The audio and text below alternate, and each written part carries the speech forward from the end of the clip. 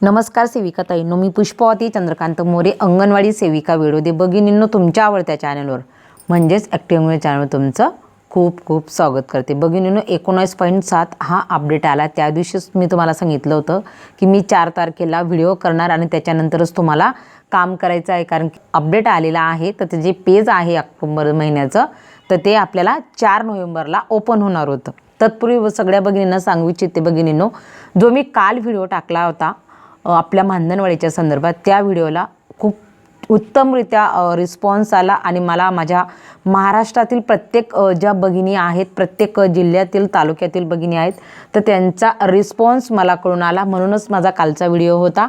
तर भगिनींनो, सर्वप्रथम तुम्हाला एक सांगून देते, जोपर्यंत आपल्याला युनियन कुठलीही गोष्ट सांगत नाही किंवा लिगली आपलं कार्यालयाला दिलं जात नाही, तोपर्यंत आपल्याला कुठलंही काम बंद करायचं नाही. ज्या वेळेस आपलं क्लिअर होईल, कारण की आपल्याला आपल्या हक्कांसाठी ह्या गोष्टी सगळ्या कराव्याच लागणार आहेत. पण तोपर्यंत मात्र मी तुम्हाला हात जोडून विनंती करते की आपण पोषण ट्रॅकर असो किंवा इतर कामं असो, तर ते कामं आपल्याला तोपर्यंत करायची आहेत. आणि मी देखील ज्यावेळेस आपला निर्णय होईल त्यावेळेस मी देखील पोषण ट्रॅकरवरच्या व्हिडिओ करणार नाहीत. म्हणून कृपया कोणीही माझ्याविषयी गैरसमज न करता, मी तुमच्या नॉलेजसाठी, तुमच्या बुद्धीसाठी, तुम्हाला समजावं म्हणूनच व्हिडिओ करत असते. म्हणून कोणीही कृपा करून चुकीचा अर्थ न घेता सगळ्या व्हिडिओ बघत चाला. आणि ज्यावेळेस आपलं तसं ठरेल त्यावेळेस मात्र मी तुम्हाला दिलेले कमेंटमेंट किंवा जे मी माझे शब्द आहेत हे मी पाळेन. आणि एवढं लक्षात ठेवा, कारण मी पण एक सेविका आहे. मला देखील तळमळीनं वाटतं की आपली मानधन वाढ व्हायला पाहिजे. तर भगिनींनो, फक्त समजून घ्या. पण आपल्याला हे जे आता काम आपण चालू करत आहोत, आणि मला तरी वाटतं की आपल्या दिवाळीच्या सुट्ट्या खूप महत्त्वाच्या आहेत आणि त्या आपल्या हक्काच्या आहेत. ह्या सुट्ट्या झाल्यानंतरच आपल्या युनियनने कुठला तरी एक निर्णय घ्यावा असं मला वाटतं. तोपर्यंत नक्कीच त्यांनी देखील तसं करू नये, कारण की हे 8 दिवस आपल्या हक्काचे आहेत, ते मात्र त्यांनी बुडू नयेत एवढंच सांगेल. आणि आजच्या व्हिडिओला सुरुवात करते, कारण की तुम्हाला याआधीच सांगितलं होतं मी 1 तारखेला 2 तारखेचा जो व्हिडिओ केला तेव्हाच मी सांगितलं होतं की 4 तारखेला मी व्हिडिओ करेल.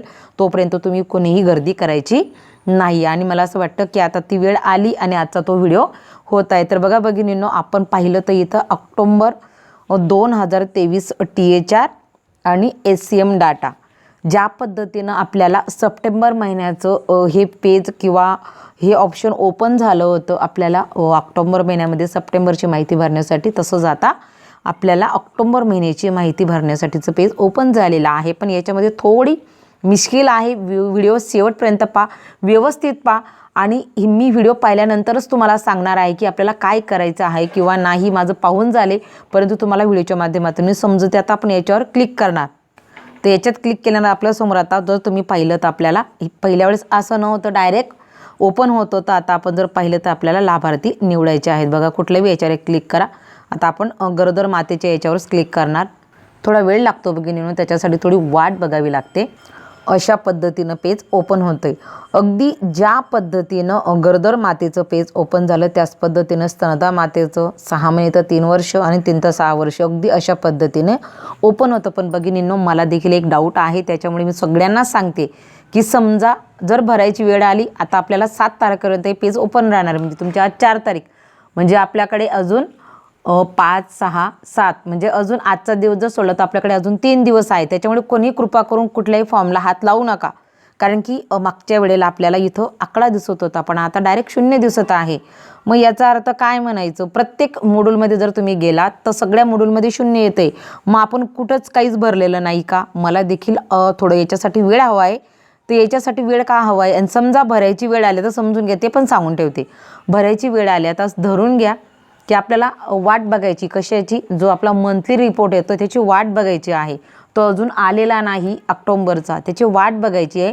आणि त्याच्यानंतर जर तो एवढ्या 2 दिवसात येऊन गेला तर मी लगेच व्हिडिओ करणार आणि तुम्हाला सांगणार की आपल्याला कुठं कसं काम करायचं. समजा तसं करायचं असेल, समजा आपला मंथली रिपोर्ट आला आणि त्याच्यामध्ये जर आपल्याला आकडेवारी दिसली नाही तर मात्र आपल्याला इथे हे भरून घ्यावं लागेल. आता हे गरोदर माता आहे, तर मग आपल्याला काय करायला, हा फॉर्म जर तुम्ही ओपन केला तर आपल्याला प्रत्येक ठिकाणी 25 एकाच वेळेस सगळ्यांवर क्लिक करून घ्यावं लागेल आणि फॉर्म हा सबमिट करा. मी त्या व्हिडिओमध्ये ज्यावेळेस करेल त्यावेळेस मी सांगणारच, परंतु आपल्याला वाट बघायची आहे कसली, तर हा अशा पद्धतीने फॉर्म ओपन होत आहे. आपण कृपा करून कोणीही भरू नका, हेच मला आजच्या व्हिडिओच्या माध्यमातून सांगायचं आहे. आता आपण बॅक जाऊ आणि आपल्याला बघायचं आहे की आपल्याला जो आपला इथला रिपोर्ट आहे तो लक्षात ठेवा, मंथली प्रोग्रेस रिपोर्ट हा जर तुम्ही याच्यावर क्लिक केलं तर आपला अजूनही जर तुम्ही महिना पाहिला तर ऑक्टोंबरचा आलेला नाही. आज तुमची 4 तारीख आहे.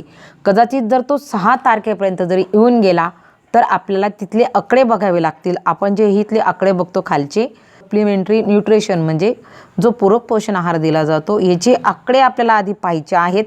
जर हे आकडे आपल्याला दिसले तर आपल्याला तिथं भरायची गरज नाही. तिथं फक्त मग जे तुम्ही अतिरिक्त जो आहार दिला जातो तीव्र कुपोषित मुलांचा तेवढा भरायचा आणि फॉर्म सबमिट करायचा. वाटल्यास मी त्याच्यावर देखील व्हिडिओ बनवणार, परंतु मला हा अहवाल ऑक्टोंबर महिन्याचा आल्याशिवाय आपल्याला तिथं कोणीही घाई करायची नाही, कोणीही भरू नका. फक्त आपल्याला आता ऑक्टोंबरचा मासिक अहवालाची वाट बघायची आहे आणि त्याच्यानंतर त्याच्यावर आपण भरणार आहोत. तोपर्यंत कोणीही गर्दी करू नका, कारण की तो फॉर्म एकदा भरला गेला तर त्याच्यात नंतर करेक्शन नाही. हे मागे देखील बऱ्याचशा भगिनींनी गर्दी केली, म्हणून मी आज परत एकदा सांगते की कोणीही कुठल्याही प्रकारची गर्दी करू नका. आणि दुसरी एक गोष्ट की जोपर्यंत आपलं ठरत नाही तोपर्यंत कुठलंही काम देखील बंद करू नका, कारण की तुम्ही सगळ्या माझ्याच भगिनी आहेत आणि मला देखील वाटतं की माझ्या भगिनींचं नुकसान होऊ नये ही माझी मनापासून तळमळ आहे. आणि ज्या वेळेस आपलं ठरेल त्यावेळेस आपल्याला सगळ्याच गोष्टींच्या बाबतीत मी तसा व्हिडिओ करेल. आणि मात्र तुमची मला साथ हवी आहे एवढं देखील सांगेल. परंतु भगिनींनो ती गोष्ट मी क्लिअर तुम्हाला आज सांगू शकत नाही, कारण की सर्वस्वी अधिकृत निर्णय हा युनियनचा असतो आणि आपल्याला अधिकृत मार्गाने जायचं आहे. त्याच्यामुळे आपण थोडं शांततेने घ्या, दिवाळीच्या सुट्ट्या जाऊ द्या आणि त्याच्यानंतरच आपल्याला हे ठरवायचं आहे. जर तुम्हाला माझं मत कसं वाटते आजच्या व्हिडिओला देखील तुम्ही त्याच पद्धतीने मला कमेंट करायच्या आहेत आणि मला सांगायचं आहे की मी बरोबर आहे किंवा नाही. जर तुम्ही मला बरोबर म्हणला तर मला वाटतं की योग्य असेल तर तुम्ही हो म्हणा आणि वाटत नसेल तर नाही म्हणा. मला त्याचं वाईट वाटणार नाही, परंतु तुमच्या कमेंट अपेक्षित आहेत. म्हणून आजच्या व्हिडिओपर्यंत एवढंच. धन्यवाद.